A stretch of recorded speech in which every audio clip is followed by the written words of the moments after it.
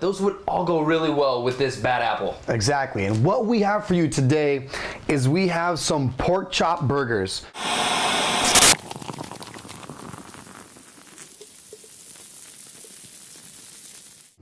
What's up, guys? Welcome to another episode of Beer TV. Surprisingly today, we're not going to be doing a beer, we're doing a cider. You know what they say, an apple a day keeps the doctor away, if you throw it hard enough. True that. Well, what we have for you today is the Bad Apple by Two Town Ciderhouse. Now, we're gonna give a huge shout out to Adrian Mendoza and Beth Larson from the company for making this collaboration happen. So, thank you very much. So for the Bad Apple, this beer is gonna be coming in at a 10.5% ABV. So this apple is bad to the bone, or should I say core? So Two Town Ciderhouse is located way up in Oregon. Now, you think of the name Two Towns, and you're like, okay, how'd you come up with that name? And it's actually a pretty cool reason why. The two original co-founders, Lee Larson and Aaron Sarnoff Wood, grew up in two different towns that were kind of rivals when it came to, colleges and stuff, of Eugene and Corvallis. So when they got together, they're like, what's a good name? Well, we're from two different towns. Let's just call it Two Towns. All right, let's get to jumping into our first cider. So the Bad Apple from Two Towns is considered to be their imperial flagship. Now, what does that exactly mean? So a flagship product, whether you're a brewery or a cider house, is the company's most popular beer or cider, or one that best represents the brand. So since we're doing a cider, I guess it's considered the apple of their eye. Of course. So this cider is going to be aged in Oregon white oak. Now, we did a little bit of research on that, and Devin's gonna kind of hop into what that means. So even though Oregon is in America, it's not considered an American oaking process. It's more close to a French or European style. It gives off slight, not as strong features as an American would. Obviously, American's gonna be stronger because America, USA. But it's gonna leave a little bit of a slight woodsy, almost a vanilla aspect. Very small, not very prominent. Kind of like bottomed in at the little notes, right? Mm-hmm. Alrighty, well, let's get to cracking these.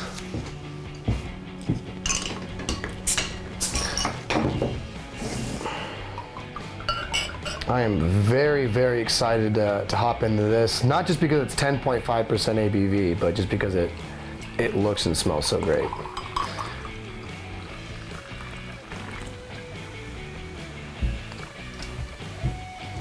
All right, guys, now what we're gonna do, like usual, is we're gonna hop into the aroma of the cider. What are you getting, Devin? I'm strong apple, and it has these undertones of slight vanilla. It's a little sweet. That's from the barrels, definitely. I'm getting that. I'm also getting a little bit of the woodiness from the barrels, and the two big players for me, at least from my nose, everybody's nose is different. Number one thing, obviously the apples, those hit you really hard, and I'm getting a lot of that honey they added in there, which was a big contributor to why they were able to get that 10.5%. With all this complexity in this, I can see how this bad apple would even tempt Adam and Eve. So for the Bad Apple on aroma, I'm gonna give it an 11 out of 12. I thought it smelled amazing. I already wanna dive into it. What are you gonna give it? I'm gonna give it a 10 out of 12. Complex, amazing smell. We're gonna move on to the appearance. This cider is gonna be appearance out of 3. What are we getting color-wise? What does it look like? Color-wise, I'm gonna give it like a pale straw. It's definitely brilliant. You can see right through it. And according to the standards, if you were to have a cider like this that were unfiltered, hazy, or cloudy, it would actually be considered a flaw. So I just had an epiphany on the color. If you look really close at that, it looks like apple juice. Dude, it's the color of apple juice. You're right. I have no idea how. So, out of 3, I'm gonna give it a 3. I think it hit everything on point. It looks very good. 3 out of 3. Now we're gonna be hopping into the flavor of the cider. Devin, what are you getting on this one? Whoa. The 10.5 is there, but it's not harsh. I would not put this thinking it was at a 10.5. You can taste some alcoholic warmth with those apples, but you're getting that, that like astringency and that dryness near the end, which is more of the mouthfeel, but to me, honestly, the 10.5 isn't there that much. I would have guessed this would be more around like the 6 or 7. The two things that are hopping out to me the most are gonna be the honey sweetness near the end, and The honey they use is actually considered to be meadow foam honey. Going into a little bit in depth, we're not going to go too crazy about it. It's primarily available only on the West Coast, so pretty much only 2 towns and any other cider companies that are on here are going to be using that kind of honey, that sweetness, and making it really good. I just took another sip, and I got those nuances and undertones. I know I mentioned the vanilla and the aroma. I didn't get so much of the oak, but I'm getting the oak. Light, very faint. I get the oaky upon like swallowing, right? When you like, when you start to go, it's like boom, you get that oakiness to it. It's pretty good, I like that. Out of 20, I'm gonna give this a 17. Out of 20, I'm gonna give it an 18 because I wanna already just go buy a 6-pack already.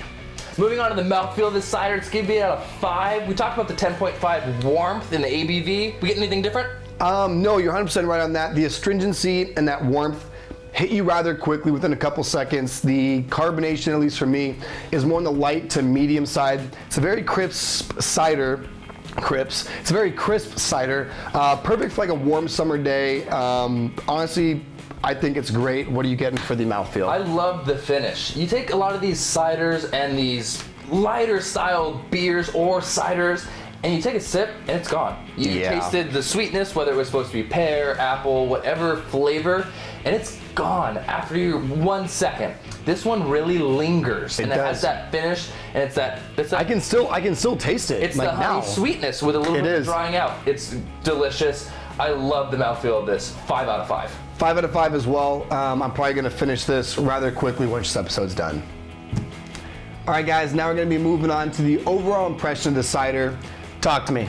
I love the complexity of this cider. From the barrel aging to the use of the honey that they had. It'd be interesting, a lot of people when they do beers or ciders, you can have them spirit barrel aged. So you can have it bourbon or maybe even brandy. Some sources said this might have been brandy aged, but the oak was the predominant characteristic.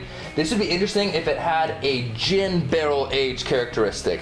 I could see that. I could see that being a factor in there. It'd be sweet berries from the gin and then apples. Oh, I'd love that. I wouldn't hate that at all.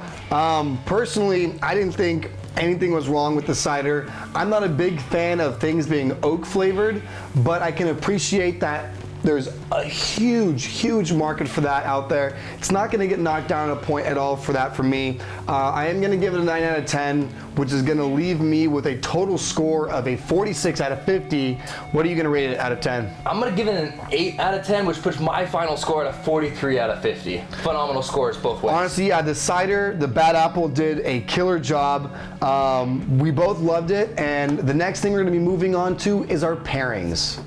Moving on to some pairings for this Bad Apple.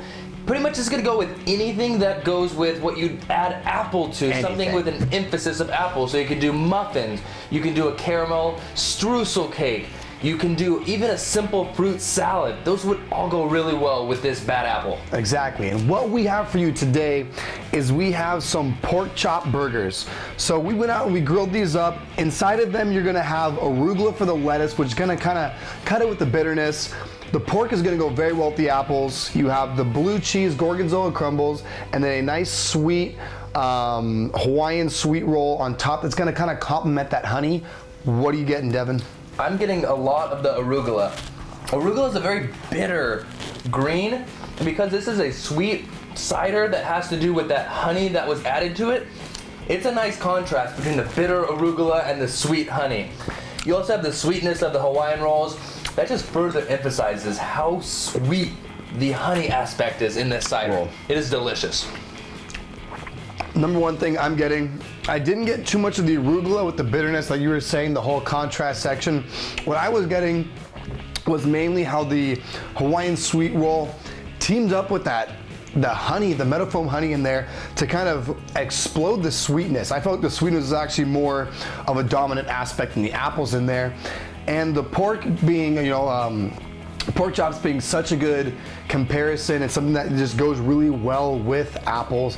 I feel like that was such a good compliment as well. That was absolutely phenomenal. I don't even have too much to say other than that was really good. And you definitely need to do this if you get this cider. This pairing is so good with the Bad Apple cider that even Snow White would live happily ever after with this food pairing.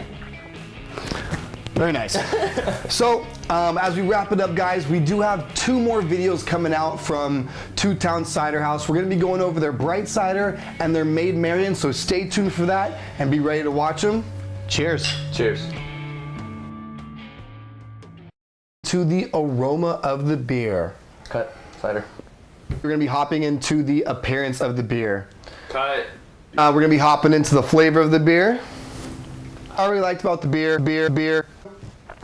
All right, guys, now we're gonna be moving on to the overall impression of the beer. Carbonation, so it's a crisp beer.